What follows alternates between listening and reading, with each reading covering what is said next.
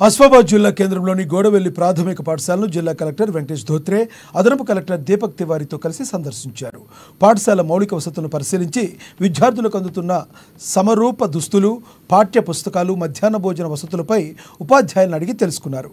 ఉపాధ్యాయులు బడిబాట కార్యక్రమంలో చురుగ్గా పాల్గొని విద్యార్థుల సంఖ్యను పెంచాలని కలెక్టర్ కోరారు.